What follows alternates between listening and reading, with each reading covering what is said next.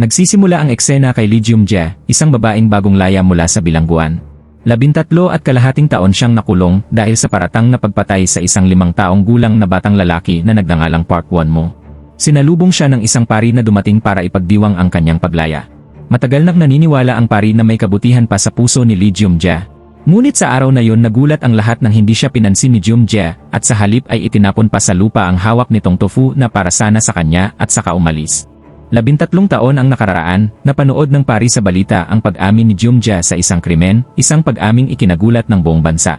Ngunit nakikita ng pari na tila may isang misteryo ang nakatago sa katauhan ni Jung-jae, kaya't pinuntahan niya ito sa kulungan at binigyan ng gabay upang hindi tuluyang maligaw ng landas.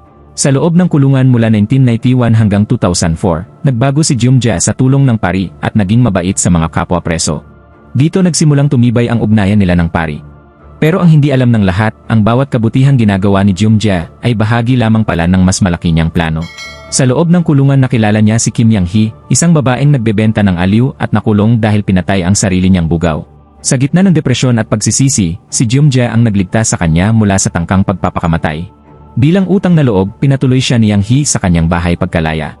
Ang unang ginawa ni Jung-jae pagkalaya sa kulungan ay hindi magpahinga, kundi humingi ng tawad. Pinuntahan niya ang mga magulang ng batang si Won-mo at sinubukang putulin ang sarili niyang mga daliri bilang tanda ng pagsisisi. Ngunit sa huli, napigilan siya ng ama ni Won-mo at sa halip ang naputol lamang ay ang kanyang hinliliit. Matapos nito agad siyang isinugod sa ospital. Isa-isa niyang binisita ni Jung-jae ang dating mga kakilala sa kulungan. Si Woo So-young, siya ay nagkaroon ng malubhang sakit sa bato at minsan natulungan ni Jung-jae sa pamamagitan ng pag-donate ng isang kidney nito sa kanya. Dahil dito, handa siyang tulungan si Jung-jae kahit pa sa paggawa ng espesyal na baril na kakailanganin ni Jung-jae sa paghihiganti. Sa kulungan din nakilala ang isang babaeng tinaguriang bruha, isang malupit na babaeng preso na pumatay at kinain ang laman ng asawa at kabit nito. Malupit siya sa kanyang kapwa preso at madalas niya silang saktan.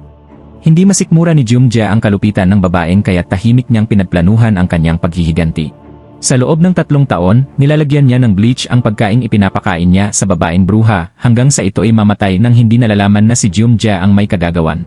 Dahil dito, tinawag din si Jung-jae na mabait na bruha dahil sa ginawa niya sa babae.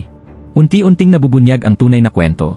Ang lalaking dapat managot sa pagkamatay ni Won-mo ay si Mr. Baek, ang dating guro ni Jung-jae. Noong siya ay 19 na taong gulang pa lamang maagang nabuntis si Jung-jae, ayaw siyang panagutan ng kanyang nobyo kaya't lumapit siya kay Mr. Baek para humingi ng tulong. Ngunit sa halip na iligtas siya, ginamit siya ni Baek. Sa kabila ng katotohanan na siya ang tunay na pumatay kay Won-mo ay pinilit niya si Jung-jae na umamin sa pagpatay kapalit ng kaligtasan kanyang anak. Kalaunan, natagpuan ni Jung-jae ang kanyang anak na nagngangalang Jenny. Siya ay 13 taong gulang na ngayon at maayos na pinalaki sa Australia ng mga umampon sa kanya. Pinuntahan siya ni Jung-jae upang mas makilala pa ang anak. Subalit hindi niya inaasahan na gustong sumama ng kanyang anak pabalik ng Korea. Mabigat man sa loob at punong-puno ng pangamba, isinama ni Jung-jae ang kanyang anak pabalik ng Korea at nagsimulang mamuhay kasama ito.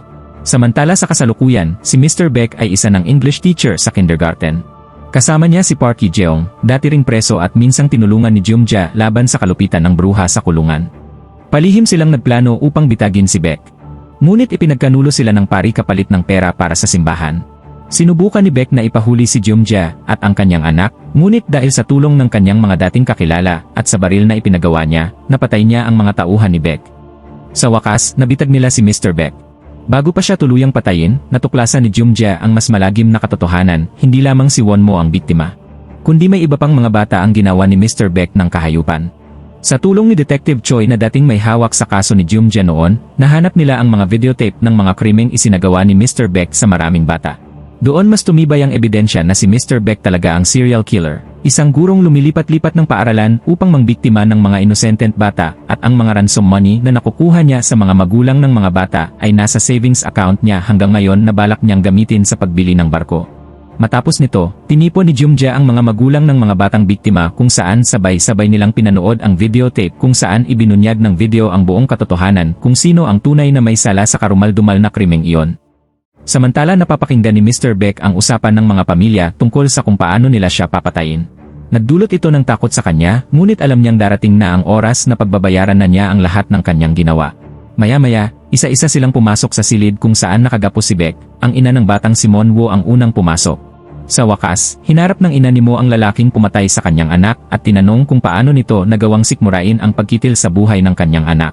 Sa madilim at malamlam na mukha, tanging nasabi ni Beck na walang taong perpekto. Hindi nagtagal, lumabas ang ina ni Wonmo mula sa silid ng pagpapahirap na walang anumang emosyon sa mukha. Sumunod na ang pangalawang tao. Ngunit kalaunan, tila hindi na nila kayang maghintay pa, isa-isa silang pumasok sa loob upang pahirapan si Beck. Para bang sabik na sabik silang maipaghiganti ang kanilang mga anak. Habang nagaganap ang lahat, si Jumja ay nakatanaw lamang mula sa malayo, saksi sa kakilakilabot na pangyayari. Lubhang marahas ang ginawa nila kay Beck, may mga tumaga sa kanya gamit ang palakol, habang si Beck naman ay tahimik na lamang na tinatanggap ang kanyang kapalaran.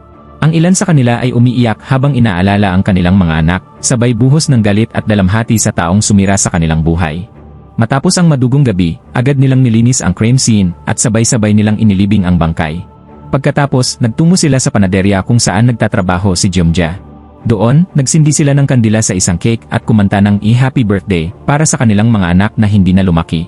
Isang birthday na hindi na nila kailanman maipagdiriwang. Sa banyo, tila nakita ni Jumja ang anyo ni Wonmo mula bata hanggang sa naging binata, ngumiti ito sa kanya bago tuluyang mawala. Sa gitna ng bumabagsak na niebe, sinalubong siya ni Jenny. Umiiyak si Jumja habang iniabot ang cake. Sa unang pagkakataon matapos ang 13 taon, hindi paghihiganti ang nasa puso niya kundi isang bagong pangako sa sarili na hindi na niya muling pababayaan ang kanyang anak. Ang babaeng tinawag na mamamatay tao ay naging instrumento ng hustisya. Pero sa dulo, isang tanong ang mananatili. Kapag nakamit mo na ang paghihiganti, tunay ka na bang malaya?